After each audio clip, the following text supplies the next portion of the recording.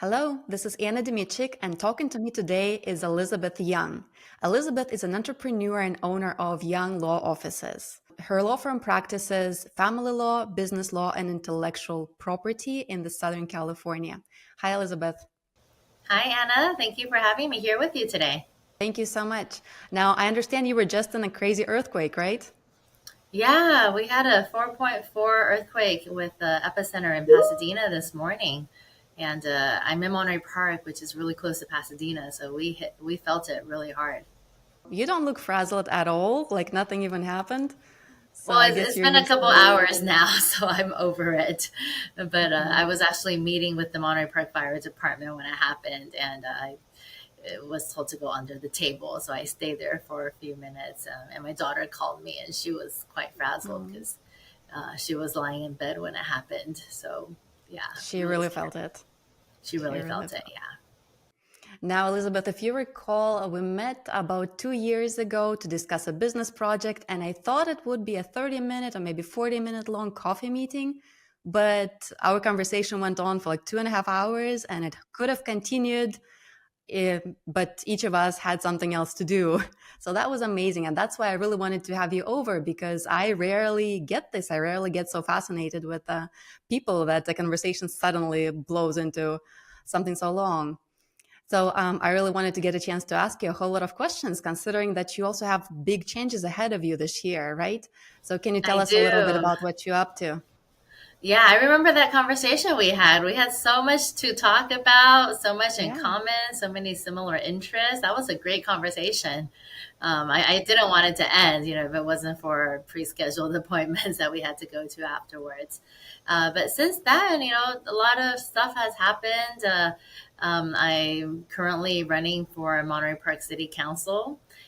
So the election is in November, and juggling campaigning, along with growing our law practice and raising two teenager kids who's starting high school this week. We're opening up a new office in Pasadena in the next quarter. So busy with that as well. We've been renovating our Pasadena office for the last year after we closed escrow in August. How do you make it all happen? How does it work? Well, I think my problem is that I can't sit still and I have too much energy. So I have to put the energy somewhere. My husband is actually the complete opposite of me. He's the homebody. He can just sit on the massage chair for hours, and so we somehow balance each other out. He takes care of the home stuff, and the he keeps me grounded, and I'm everywhere, out and about. Can't sit still. Wow. But what is your typical day like? Like, what time do you get up? How do you get out the door with two teenagers? Do you take them to school? How do the mechanics work? So I'm actually not a morning person. Hmm. The best ideas come to me at nighttime, late in the evenings, like midnight, 1 in the morning. And so I tend to go to bed later. And I set my alarm typically for 8:45 a.m. in the morning, which is a pretty late morning. But if I don't have a morning schedule, I could sleep in easily till like 10:30 a.m., 11 a.m. I love sleeping in. So I have a morning coach who I pay to take my calls every morning. Because at 8:45, even when my alarm sounds, if I don't have someone to talk to, I can easily snooze and continue sleeping. So when my alarm sounds, the first thing I do is reach for my phone and call my coach. And I'm usually groggy calling him, and we speak for 10, 15 minutes every morning. He asks me what my intentions are for the day, what if there's anything negative that happened the day before, we clear that up. And then he has me on this consistent morning routine every morning, and by the time I'm done speaking with him after 10, 15 minutes, I can't go back to sleep, so I get out of bed and start my day. But that's my consistent morning routine every morning, to call my morning coach. That's such an interesting practice. I never heard of it. So Yeah, yeah. you're not the kind of person who hates people in the morning. You actually need to talk to somebody. Yeah, well, I think if I had to like talk to a client, or talk to something that's like productive, I probably wouldn't do that. But the morning coach, he knows I'm groggy in the morning, so he prepares me. It's through a company called Rise Sync. Rise like rising up, and sync like synchronicity. So Mhm. risesync.com is the company.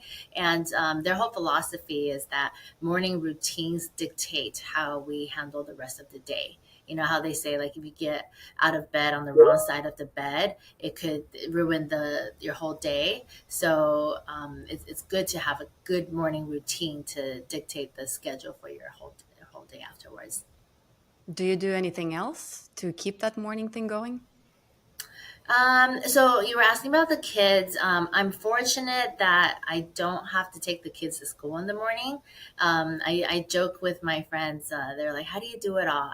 I joke and say I have an ex-husband who helps me take care of the kids, and I have a husband who now works on the business for me. So that's how I have free time to do community work and run for public office. But basically, like, my kids are from my first marriage from my ex-husband, and actually that's how I got into family law, because I went through my own divorce, which lasted 4 years long. It was only a 1.5 year marriage. But my ex-husband and I are great friends now, and he lives in South Pasadena where my kids go to school. So the last 4 years, he was actually rebuilding a new home. He tore down his old house and rebuilt it, and it took 4 years to build because during the pandemic, Hmm. construction, labor, everything went up, and it took a lot longer than he expected. So the kids were with me for the last 4 years, and my husband, my current husband, handled the morning routine. He's a morning person, so he gets up early in the morning, makes breakfast, takes the kids to school, and then I handle the afternoon routine. I pick up the kids, take them to their extracurricular activities after school. But now, after my ex-husband finished his house, they're living with my ex-husband Monday through Fridays, and I'm all of a sudden a weekend mom.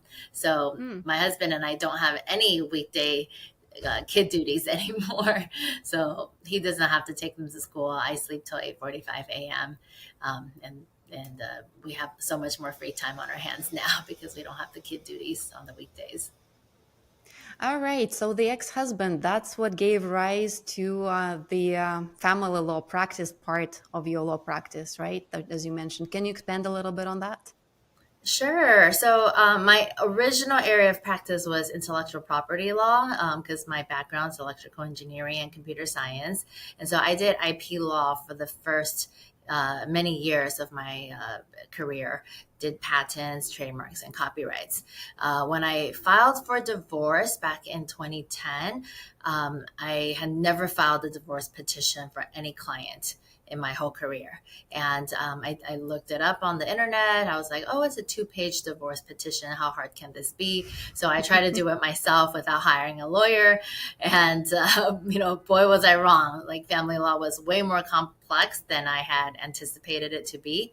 And so, I ended up hiring a very cheap family law attorney, like $200 an hour, to just guide me through the steps. And I was still trying to represent myself. My ex-husband, his first attorney was maybe like 250 an hour. He's not an attorney, but he's smart enough to be one. He's a Caltech grad, very smart Mm. guy. So we started off with really cheap attorneys, and then the first hearing was a disaster. The two attorneys like did not know what they were doing. They were very junior, hence their you get what you pay for, hence their hourly rate. So I fired mine, got one that was slightly more expensive, 350 an hour. He fired his, got a $400 an hour attorney, and this continued for 4 years. I ended up going through 5 law firms during my divorce case, and my final attorney was charging 850 an hour, and his Oh. final attorney was charging $1,000 an hour. He hired the most expensive lawyer in downtown LA at the time, and between the two of us, we ended up wasting $500,000 on attorney fees for a 1.5 year marriage. So even though it was a very expensive experience during those 4 years, I learned everything about family law through my own personal journey. Child custody battle, restraining orders, spousal support, asset division, you name it, whatever could come up in a case we dealt with, because we were just so emotional and angry and upset with each other that we were doing whatever it took to win. But it wasn't until in the middle of the fourth year that I realized there's no winner in a divorce case. And if we continue this, we could be battling for the next 18 years. So we ended up firing the lawyers, settling the case, becoming friends, and co-parenting. And, we've been friends for the last 10 years, since 2014. And so you decided to put it to good use and share your knowledge with other people. Basically, yeah. During my divorce, that was like the main topic. It was always like on the tip of my tongue. So my friends who were going through divorces started asking me if I could represent them as well. And I said, sure, why not? I'm getting pretty good at this. And all of a sudden, the demand just went up for family law cases, especially during the pandemic, the last 4 years, 5 years. IP cases was not as high in demand. Family law skyrocketed. And that's how we got to where we are today, where family law is like more than 80% of our practice. And what is your practice like now? Is it mostly white Caucasians? Is it mostly Asian community? How does that break down? It's a combination, but I would say we have a big percentage of our clientele that is Asian, because our headquarters is in Monterey Park.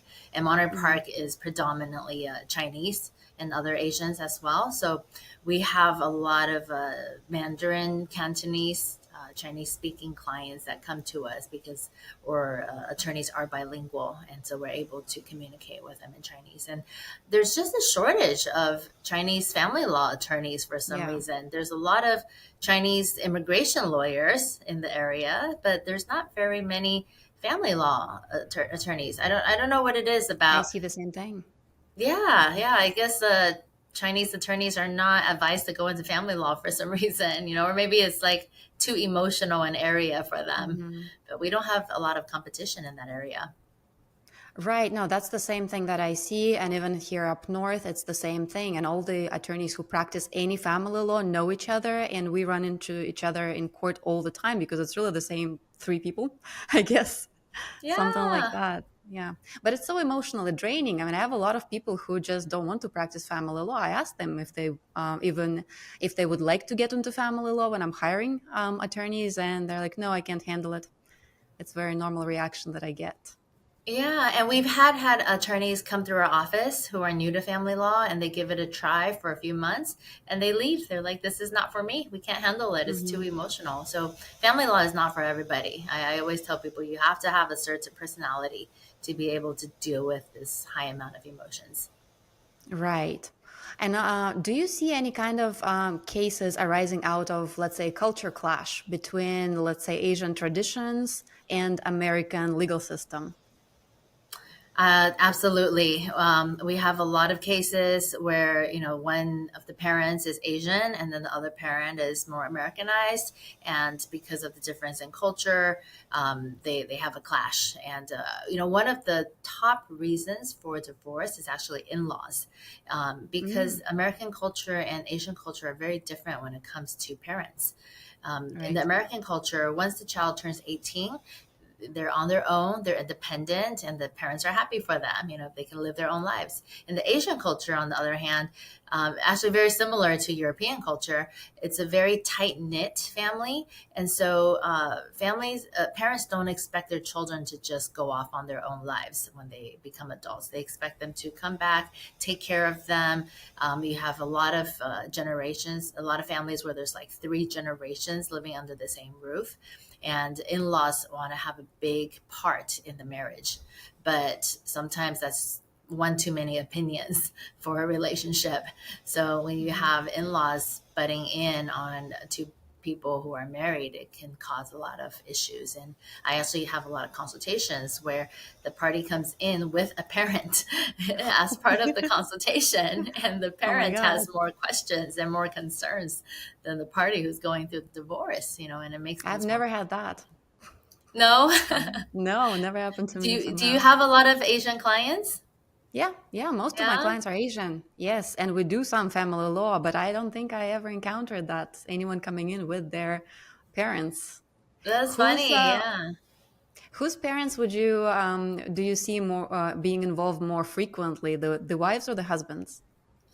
It's pretty equal, but I do see a lot of the husband's parents. It's actually the person who has more money than their Mm, parents are more involved, because a lot of the parents are worried that their hard-earned money might be split 50% with their child's spouse. So we do estate planning as well, and so a lot of parents will come in and say, "How do I, set up a trust so that my child's spouse will not be able to get the money if they do divorce." So mm. they're more involved when they're the richer family. And is this the main issue that people are having, the money, or are there any other things of concern? The main issue is finances. Yeah, protecting Hmm. the money, fear of losing the money, differences in financial management. Maybe one person's a bigger saver, one person's a bigger spender. So finances is a big deal, and then next is infidelity and affairs, and then Hmm. in-laws as well. I see. So the things I see in my practice a lot is more of a clash when the I guess the courtship traditions come to head with American legal system, and it's not. It's sometimes it's in the divorce itself, and sometimes it's more like it's more stemming from a breakup, but where the couple was already very serious and prepared to be married. So one case I'm actually currently dealing with is a civil litigation matter, and but it's also like representative of a situation that you frequently see with Asian couples is when a man buys a house and puts both names on the title, his and his fiance's. And the understanding is that they're going to get married and it's going to be a family home. But then the preparations fall apart. And suddenly, this fiance who did not put a penny towards the house is claiming half of it, right? And basically, the person who put the money down has a pretty decent case, but litigating alone is just so expensive that people don't want to go through it, and it's just so much hardship just having to go through court to fight it out, where it's so very clear cut. Yeah, yeah. That's why I'm like, do not put your spouse's name on title unless you're okay if with them taking half of it if you guys were to split up tomorrow. Hmm. And also, I noticed that oftentimes in this courtship phase, oftentimes the husband would make some really husband or fiance would take some really serious financial steps to provide for the family, or to at least show that he's providing for the family. For example, I saw cases where fiance or husband would start routing all of his money into the wife's account, but then the relationship falls apart and she keeps it all, including the savings, and he has to fight it out in court. I see a lot of those for some reason. Do you see any of that? I do. Yeah. They always want to put their best foot forward during the courtship time, and then they regret it afterwards during the breakup time. Yeah. They say love is blind, right? When people are in love, they just do anything and regret it later. Yeah, definitely. And I think I saw it somewhere that there have been recent changes in the law where prenuptial agreements are not as ironclad as they used to be, right? Because we used to advise people, okay, if you're taking those steps, then get a prenup, go ahead and write an agreement. But now it's not so. Yeah, so before prenups are valid, but they can easily be invalidated for a myriad of reasons. Like if one party was not represented by counsel, they didn't understand what they were waiving, you can invalidate it. But now, recent case law says prenups are actually invalid Mhm. until validated. So they're presumed to be invalid, and the parties have to present evidence to the court showing that both parties understood the terms. They were represented by counsel. They waited the 7 days before signing. They had ample time to consider everything before it can even be valid. So it's like, in criminal law, the rule is like innocent till proven guilty, but they change it to guilty till proven innocent. So I think, prenups are harder and harder to enforce in court, and judges want to have the power to override the prenups if they think the terms were not fair when they were entered into. And does this validation happen strictly within the divorce proceedings, or is there any kind of separate procedure where you can request a validation before you even decide if you want to proceed with the divorce? You know what? That's a great question. I don't know of any separate validation proceeding where they can just look at a prenup first before proceeding with the divorce. All of the cases I've dealt with are during the divorce proceedings. But that's an interesting question, because I think having a validation process, maybe that will affect the party's decision if they want to even file a divorce or not, right? If they're I not going think to, it would. yeah, if they're not going to get a good amount of money, maybe it's more reasonable for them to stay in the marriage. So that's an interesting question. Right. Yeah. But I mean, the general requirements are really still the same. It's like wait the number of days and have each have their own counsel, and that sort of thing, right? Yeah, So that has not really changed. right. Okay. All that stays the same. 7-day rule, both parties represented, all that's the same. Yeah, but that's Hmm. why I strongly spread the word about social marriage because Hmm. I always say like smart people sign prenups and postnups, but smarter people do social marriage instead of legal marriage. Oh, so social marriage is essentially not an official marriage, right? Yeah, social marriage is like similar to legal marriage, except the two parties don't sign the legal license. They can have the Hmm. wedding ceremony, they can have children together, they can own property together, but they just don't default to the family code because they're not legally married.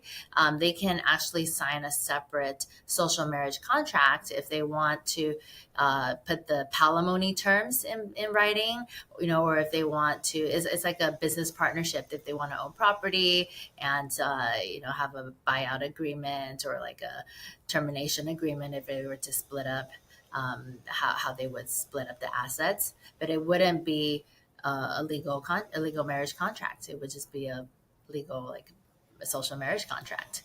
Hmm. And they don't have to worry about it being unenforceable because it's not a prenup. I see. Very interesting. Yeah, Okay. yeah. So a lot of people are doing that. But then the downside is you don't get the protections from the government for a legally married couple. Like you won't be able to file taxes together. You Hmm. won't get the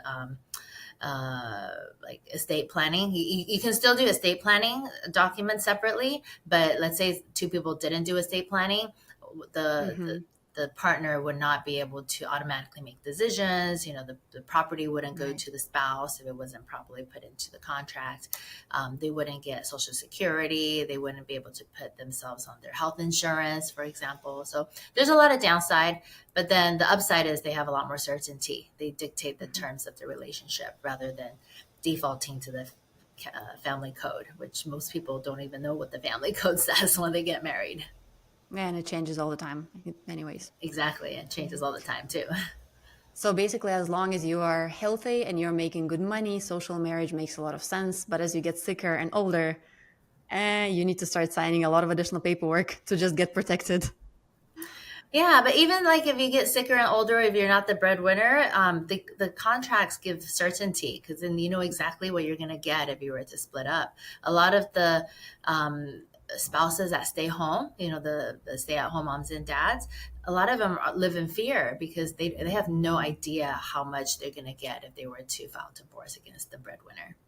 No, that's true because a lot of this is just practical work of even figuring out what assets are out there, right? Just finding it. Exactly. Hmm. Right. And there's a lot of spouses hiding assets too. So, Oh yeah, oh yeah. Forensic yeah, I'm sure you accountants deal with that. come in. Definitely. So, what gave you an idea to run for City Council of Monterey Park? You know, it wasn't my idea. I never had an ambition to get into politics. I just like serving the community. I do a lot of volunteer work. At one point, I was sitting on the board for 9 different nonprofit organizations.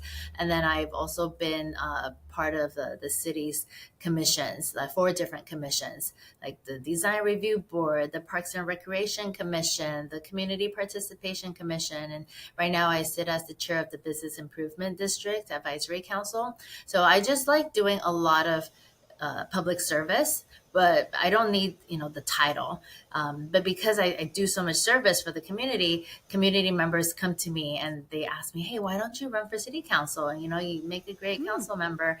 And for years, I said no because I had kids to raise, I had a business to run. And this year, the stars aligned, and the incumbent in my district, Yvonne Yu, she personally called me and said, Elizabeth, I'm not going to be serving another 4 years. I'm going to take a break, and I would love to have you take my spot. So What an endorsement. yeah, I got a personal endorsement from the incumbent, and I couldn't say no to that. So I put in my name on the ballot, and now I'm campaigning. Beautiful. Well, I'm sure you're extremely competent having done so much public service in all these different areas. You probably know all the in and outs, right, of how the city functions. I do, yeah. Having served on all the different commissions in the city, I put the puzzle pieces together so I can see how the city functions in general. And so I felt like if I have all this experience and then the knowledge, the legal knowledge, and I don't serve the city, I'm actually doing the city a disservice. So I decided, if I have the capability, I should just volunteer my time. And the city of Monterey Park, it's not a full time position. It's essentially a Hmm. volunteer position. The city council Oh, members get a $500 a month stipend for oh, gas and incidentals. So, which I'm planning on redonating back to the Asian Youth Center because I'm on the board for the AYC.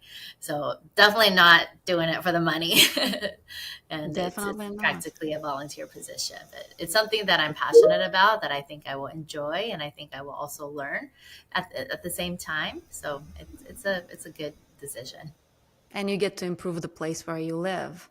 Exactly. Yeah. I love the city of Monterey Park, where I've been here for the last 14 years. My kids grew up here. It's a beautiful city, and we want to maintain it and improve it. And what are your targets? What are the primary areas that you want to improve? Well, my first area has to do with business development because I'm a business owner within the city. I am on the business improvement district right now, and unfortunately, our commercial central area has a lot of room for improvement. We are missing a lot of public parking structure. So parking is a big Mm. issue. And that's one of the reasons a lot of businesses are not moving into the downtown area. I If you see. compare us to our neighboring cities like Pasadena or Alhambra, their downtown areas is a lot more happening, a lot more hustle and bustle in the evenings. And Monterey Park, we do have great restaurants, but at nighttime, it does somewhat become a ghost town. It's not as Mm. busy as it can be. So I want to bring bigger businesses and fill in the vacancies that are currently in the downtown area. Hmm. Does your city deal a lot with homelessness? We do. That's the other area that I really want to focus on. We are only 15 minutes from downtown LA, and Oh. the Olympics is coming in 4 years in 2028. So Mhm. downtown is busy trying to clean up the homeless area, and guess where all the homeless people are going? We are at Oh, the end of the gold line. I So see. all the homeless people, they get off the metro and they come to Monterey Park. They look at Monterey Park. Mhm. They're like, oh, this is a beautiful city. I'm going to stay here. I'm going to live here.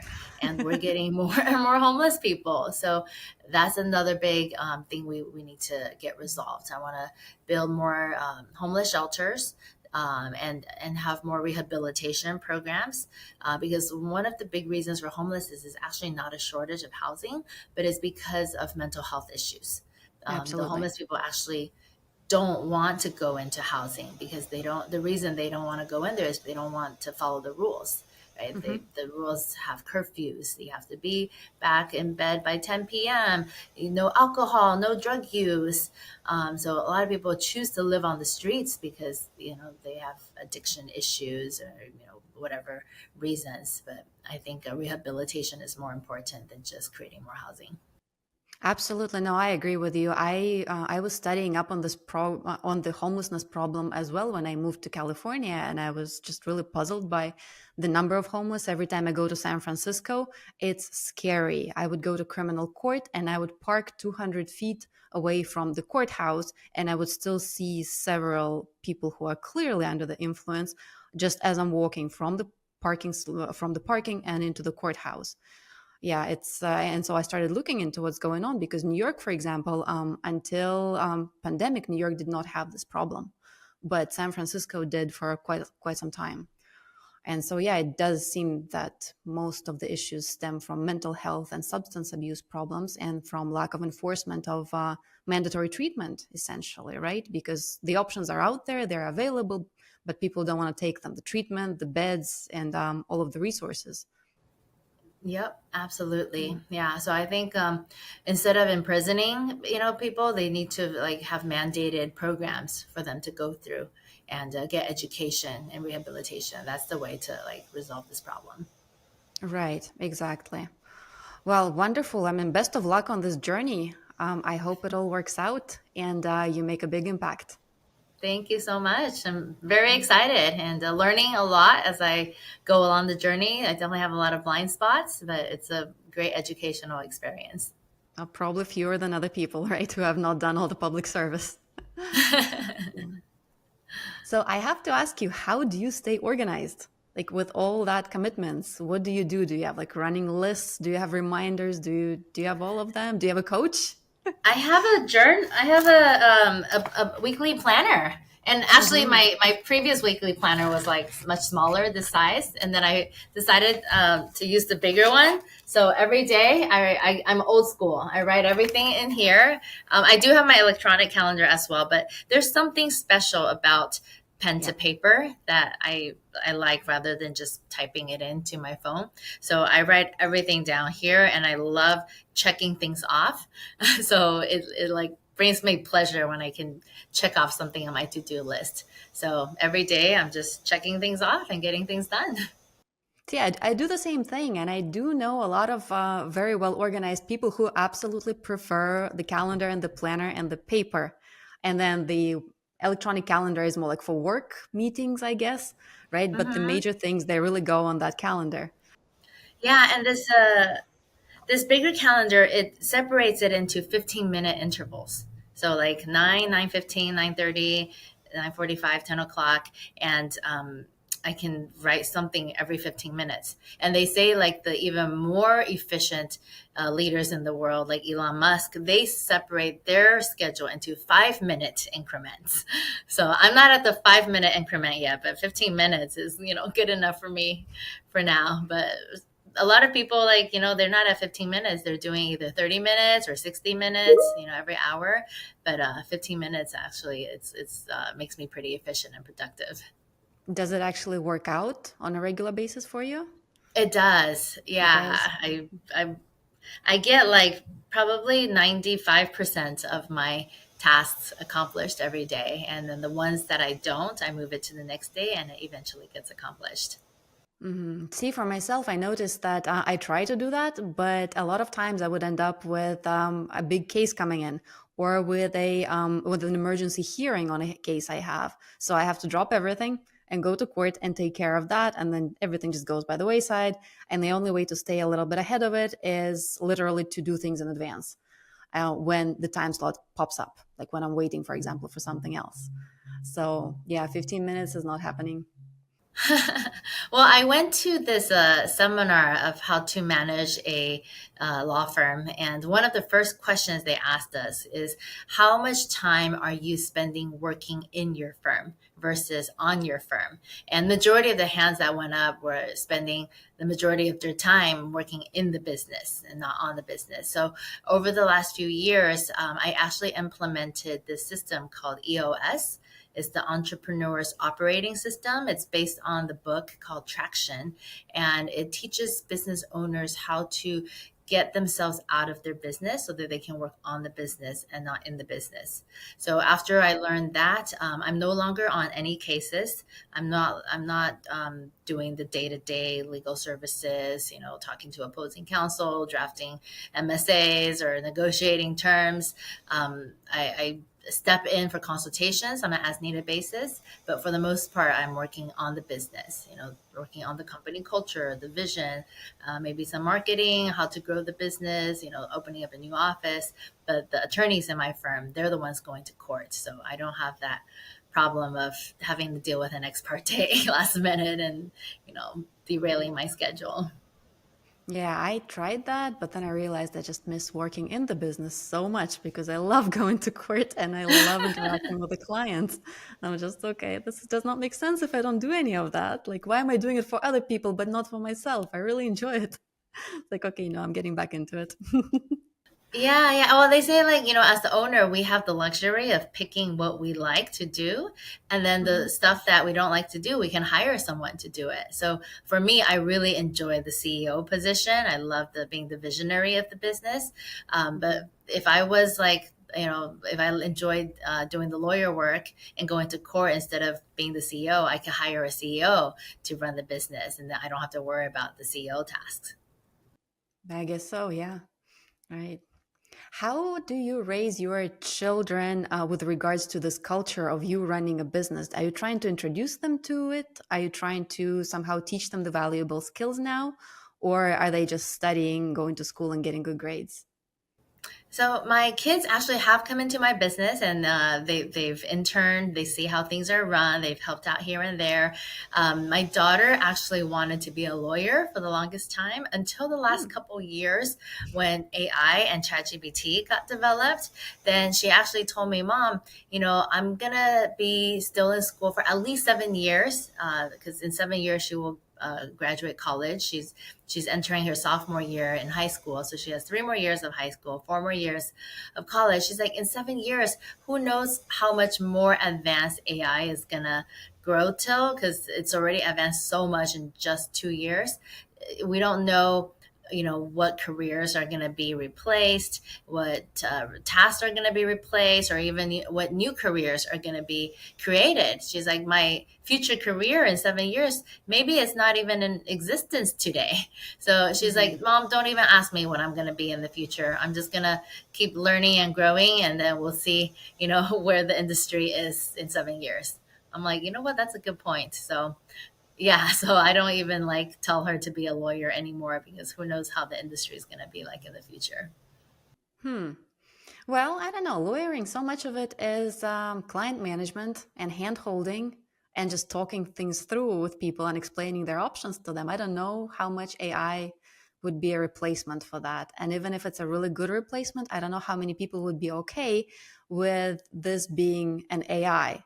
It's almost like they developed some of those apps where you have a psychologist, an AI psychologist talking to people, right? But some people are not okay with it because they want to talk to a human being.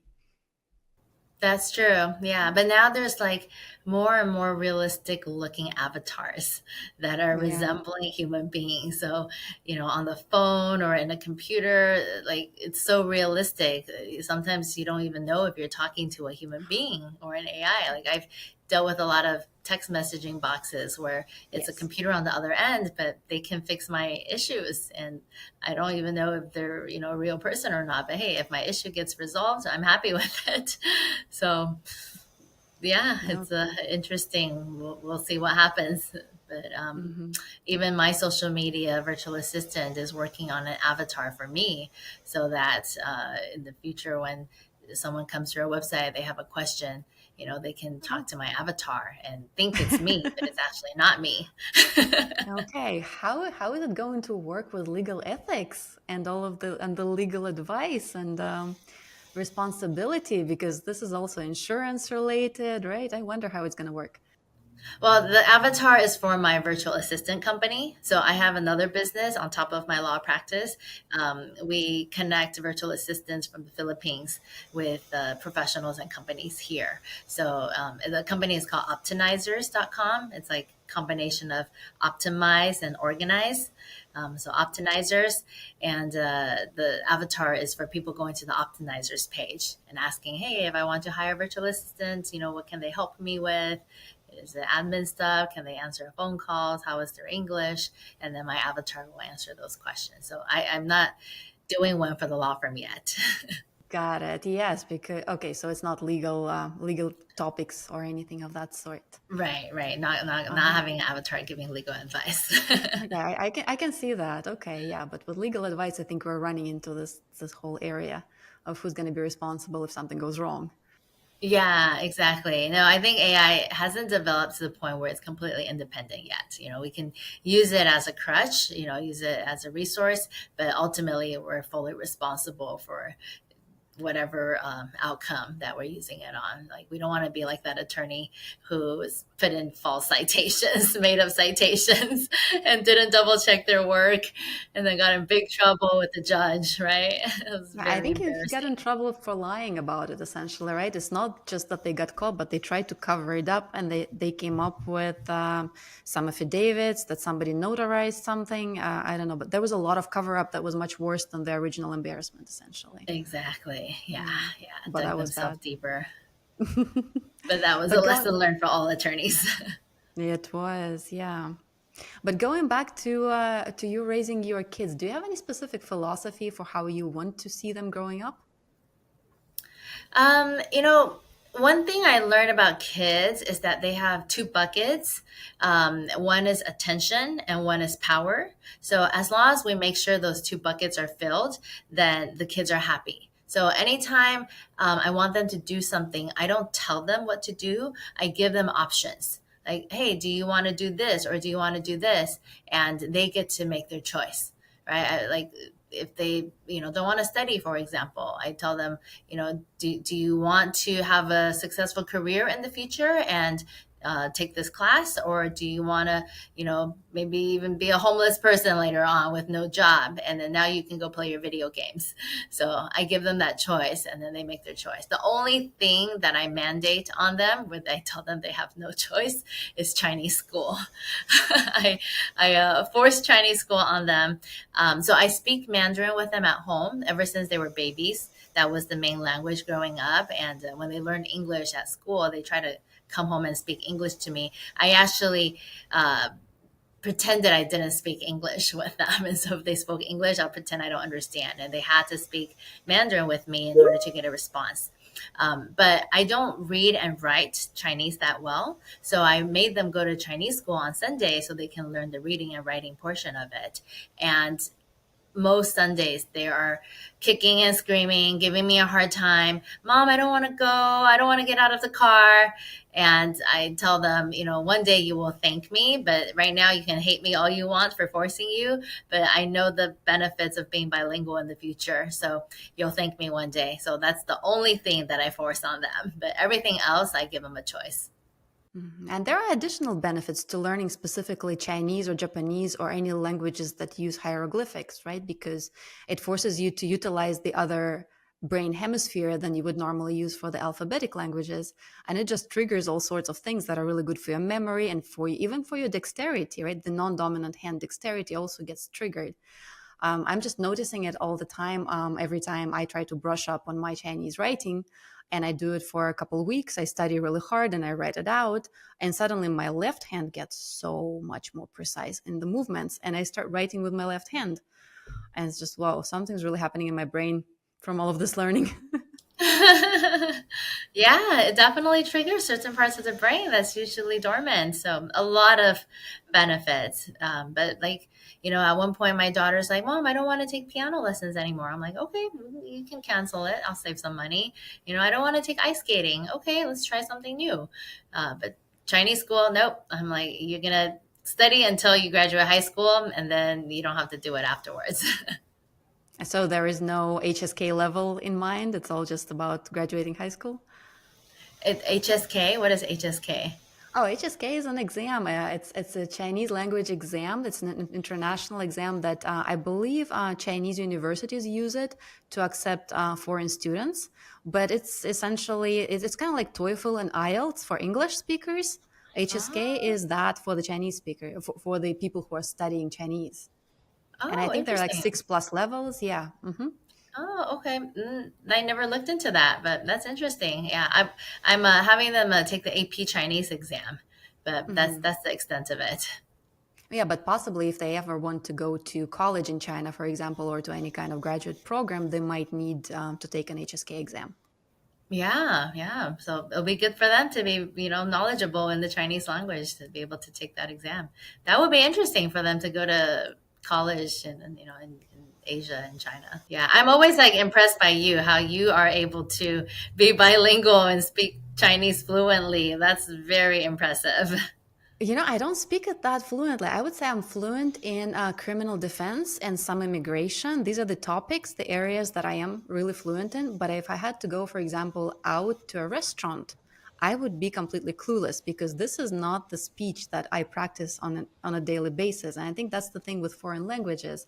You get really fluent and you stay fluent in the areas that you actually practice. But if you stop practicing at some point, it just goes away. Yes, yes. Yeah, but that's interesting because criminal law, immigration, those words are so much more complicated than just ordering food at a Chinese restaurant. So you got the hard part down. Yeah, because I hear them all the time. I'm sitting down, I meet with criminal defense and immigration clients, and I do consultations and I go over cases with them. And usually I use a paralegal. And because I hear the translation all the time, I am also remembering those things and I'm able to talk to them as well. If for some reason I don't have an interpreter, then I'm able to talk to my clients myself. And it also comes very useful in court because a lot of times in court, the interpreters are not 100% on point because they're tired, because the courtroom is too noisy. And it helps so much when you can spot the mistranslations and clear the issues right there instead of let the incorrect translation go on the record and then mess up the case. And an immigration case is often for years, it just stays on the record. So I just find it very useful and very helpful. And again, I'm in it day in and day out. So that's how I speak it. Yeah, that one miscommunication could like cause a big confusion. So, Oh, and the absolutely. translators are not perfect. Absolutely. And it can be a difference between an asylum being granted and an asylum being denied. And then a person having to leave the country and go back to some unknown fate. Yeah. So, yes, I think it's very useful. But Yep. thank you. Yeah, Definitely. it's fun to learn. I love learning it. I love just learning the words and brushing up on the vocabulary once in a while. It's a lot of fun. There's a lot of Instagram channels with people who don't look Asian and then they can speak fluent Chinese, or Yep. fluent other Asian language, and they get so many followers because I don't know what it is. Like Chinese people are very easily impressed when someone who doesn't look Chinese can speak Chinese, even just a few words, and so they love following people who look non-Chinese. So maybe something Hmm. to consider: starting a channel where you're just Huh. speaking Chinese, and that'll improve your Chinese and get a bunch That's of true. marketing done at the same time. That's true. I might try it out next time when I post a video or something. Yeah, yeah. I just started following this one comedian. I think his name is Lily Farland. I'll send it to you. He's so Okay. funny, and he's a white guy who speaks fluent Chinese and can actually like say different accents in Chinese too. So he's really good. Oh, these are hard and hard to understand. All those Yeah, yeah. I'm accents like, and I cannot dialects. even imitate, different dialects in the Chinese language, and this white guy can. But you grew up in the States, right? Yes, I was born and raised in California. Right. Okay. And you speak Mandarin because your mom spoke Mandarin, right? Speaks Exactly. Mandarin. Yeah, yeah. We Mm-hmm. spoke it at home. So Mm-hmm. English was her second language. So she spoke Chinese to me because she was comfortable speaking Chinese. Mm-hmm. How was this? So she immigrated to the States, right? Yes, she moved Yeah. here from Taiwan. Um, Mm-hmm. she actually moved to South America first, Paraguay, because it's easier to Oh. immigrate to South America. And then from South America came to California. How was her immigration experience in your recollection? Was it very difficult? I don't know, because she came with her family, with my grandfather and my grandmother. So I think my grandfather pretty much paved the way. You know, he was into investments, business, real estate, and so my grandparents paved the way for her. And then my father went to USC. He was studying engineering, so he also helped her as well. They got married, and so I think for my mom, you know, it was just following her family over here. But I Hmm. haven't asked them too much about their immigration experience.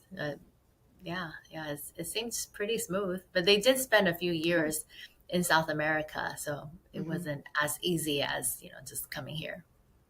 Would you say that your work ethic comes from your mom being an immigrant?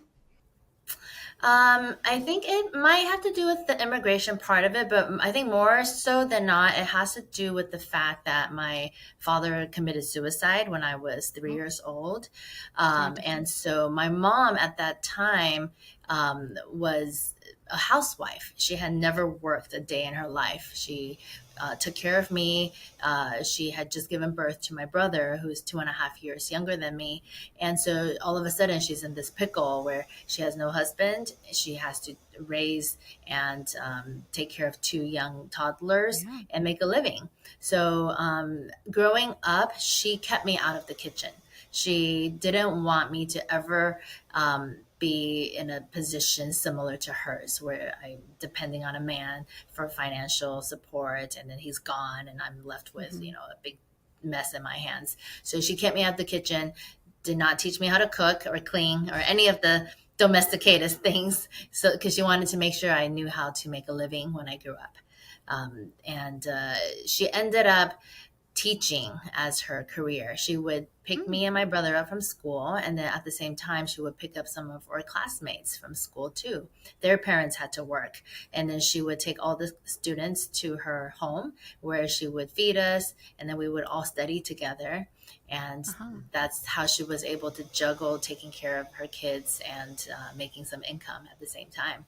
And as we grew up, we were always in a study environment, studying with other students, studying with other classmates. So studying and schoolwork was like priority in our lives. It was all about making sure we were financially capable when we grew up, because our childhood was very unstable. We were living off of food stamps, government aid, the government, yeah. So and a lot of moving too. I went to like four different elementary schools, two different middle schools before finally settling down in Walnut. So there a lot of moving around, a lot of instability. Since it was just my mom. She never remarried until my brother and I both went to college. So she finally remarried when we both moved out, and she's been with my stepdad for the last 20 years. But growing So she up, she just dedicated focused. herself to you guys. Yeah, she just devoted everything to me and my brother. Oh wow, that's quite a sacrifice, and well, I guess she's very proud of you now. I don't know. The tiger moms, they're not easily satisfied. So no matter what we Oh, do, it's always like, not good enough. so you need to become a president or something like that, like that. Yeah, and even then, maybe there's something after that. So Something else. I've learned to live for myself, right? Like make sure like I'm happy, and for most of my life, it was living for my mother's expectations to make her happy. And it Hmm. took a lot of transformation work and personal development to finally realize, like, no, my happiness is number one, and I'm here to live for myself, not for anybody else. What triggered that transformation? Um, I actually took a class called Mastery in Transformational Training. Hmm. And I took this in 2014. Actually, this was in the fourth year of my divorce. And Hmm. during that class, it was a 5-day program, and they taught about emotional intelligence, which is a topic that schools usually don't cover, right? Schools cover IQ stuff, math, history, English, law school, business school, but they don't talk about the soft skills. They don't talk about conflict resolution, dealing with relationships, how to manage people, how to deal with our childhood traumas, and how to find our passion in life, how to live for ourselves, how to set boundaries. None of that is usually taught in schools. People who love reading, they get that from the books. But if you Hmm. don't read about those personal development books, it's basically trial and error. So after I took that course, that was how I resolved my divorce with my ex-husband, because I learned about the power of taking responsibility, about not being a victim to my ex-husband, about how to approach problems with love and with an open mind. And that allowed me to become friends with my ex-husband. We went from enemies filing restraining orders to best of friends. Hmm. It was 180 transformation. And then during that experience, I learned about how, because my mom and I had a very rocky relationship. It's like a love hate relationship, because she's done so much for me. I'm not who I am Hmm. today without her. But at the same time, she comes from this mentality that she sacrificed for my brother and I. And so everything we do, we need to repay her for the rest of our lives, which is not a healthy way to live life. So it was a very difficult transition to be able to say no to her and not always just want to appease her, and not feel guilty about saying no to my mother, Hmm. who has done so much for me my whole life. So yeah, but like, even like one big decision, for example, is my marriage. I'm very happy with my current husband. He works with me. We're great partners, but my mom does not accept him, because as a tiger mom, they only look at income. Right? She's like, "Oh, I'm Oh. not very picky about your spouse. He just has to be better than you in all aspects. Yeah. Like, make more money than you, cook better than you, raise the kids better than you. Good Like, luck with that. that's my one criteria. Very very easy to satisfy. So if I Oh, listened to she my wants a mom, I strong would man. be. So she wanted a strong man for you. Yes, she wants a strong man, but a strong man is not always a good match for a strong woman.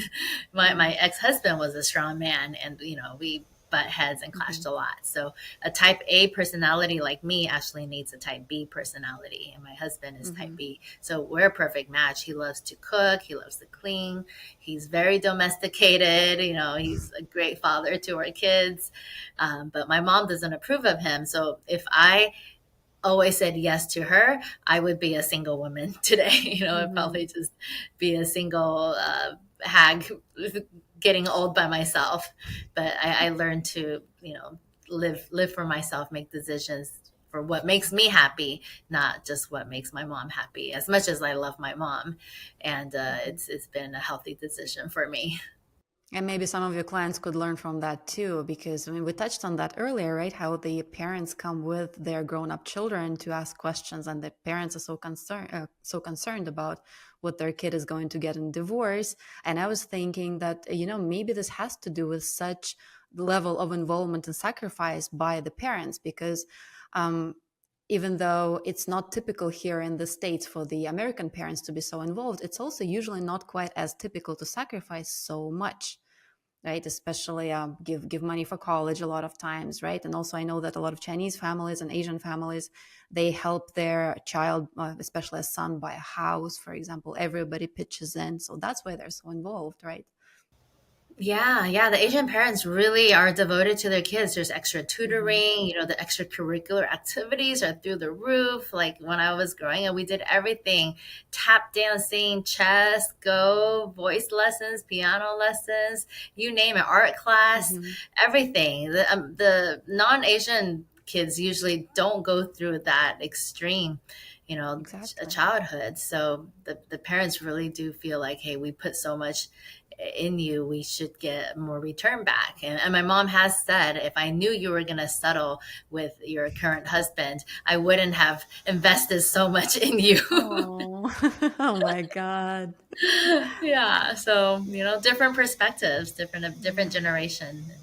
But the other side of it is that also the even the poor kids get to grow up very successful a lot of times, right? That's why Asians are doing so much better than literally anyone else, like across the board, regardless of how wealthy they are, because parents of any income level would just go through such great lengths to make sure their kids get good childhood. Yeah, money can't buy the true struggles and the lessons we learn from the struggles, which is why like I told my kids, like, don't expect me to be leaving a lot of money for you guys. You guys are going to be working hard for your own money. I want that motivation to come from inside them and not just be like, oh, mom has a business, I'm set for life, Hmm. I don't need to work hard. Hmm. I never would want them to have that kind of mentality. So they work hard for everything, even their clothes. I tell Hmm. them, if you want to buy toys, games, stationery, clothes, you pay for it yourself from your own, from doing your chores and from getting good grades. So Hmm. nothing comes free. And I flew first class with them one time, and so they can experience it. And then Okay. afterwards, they're in No more. economy.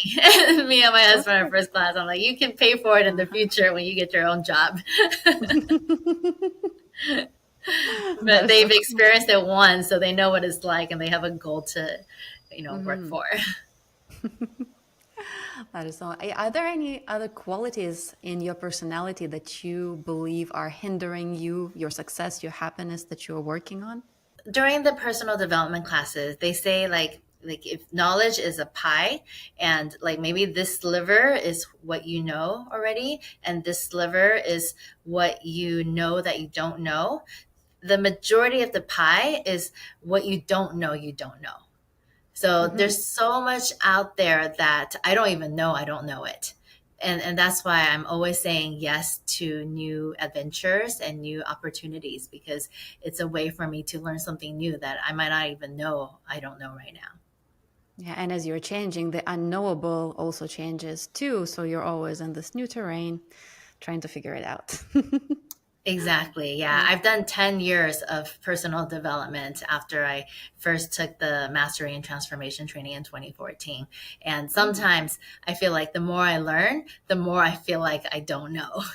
So it's, very controversial because there's just so much out there that, at one point I'm like, you know what, I'm just going to live every day with gratitude. And, if I keep learning, amazing. But if I stay the same, I just have gratitude. Gratitude is like the highest vibrational energy, it's like the 800 scale. So, one of my morning routines is, my coach, we have a call, and then I also have a 5-minute journal app on my phone. So I fill it in with 5 gratitudes, 5 affirmations, and 5 intentions for the day. And then at the end of the day, I put in what could have gone better, and what do I want to work on tomorrow. Absolutely. So important. So important to keep you centered and not just look at everything from a place of want and dissatisfaction and maybe anger. Definitely Hmm. gratitude. I agree. Yeah. I Yeah. And agree. if my kids come home and they have a bad day, they're complaining, I'm like, what are you grateful for? List 10 things you're grateful for. And after they list Hmm. 10 things, their mood just immediately shifts. And then at Right. nighttime, one of our bedtime routines is to go over our gratitudes for the day as well. So that um, a habit of gratitude is very um, it's like very normal to them. If I tell them to list their gratitudes, they have no problem listing a bunch of gratitudes because they do it on a daily basis. Right. And it shouldn't be hard, right? Especially if you live in a good country and a good family. That's like 100 gratitudes right there. You know what? You think that's the case, but a lot of people who don't have that habit, we have this beautiful country. We have so many things to be grateful for, and there's people out there that cannot list 10 gratitudes because their focus is so much on the negatives. Yeah, it's all mindset. Unfortunately. Unfortunately. And I think we used to have religious practices that would basically force people into being grateful, remembering to be grateful several times a day through prayer. And now that we don't have the prayer anymore, those who don't find it in self improvement or therapy or just come to it themselves, they can really fall into all this negativity because you're not reminded to be thankful for the things you have. Absolutely. Yep. Yep. And that's why, like, prayer, religion, there's a lot of benefits to it. But more and more people are, having freedom of religion. They want to believe what they want to believe. But I think, regardless of what they want to believe, the practice of gratitude is so essential to a happy life. Absolutely. Right. Well, thank you so much for doing this interview with me. I know you're extremely busy with your commitments to public service and growing your own business. And I want to wish you tons of success this year. And I'll be keeping my fingers crossed for you to win the city Thank you council. so much. And we should definitely do lunch together again soon.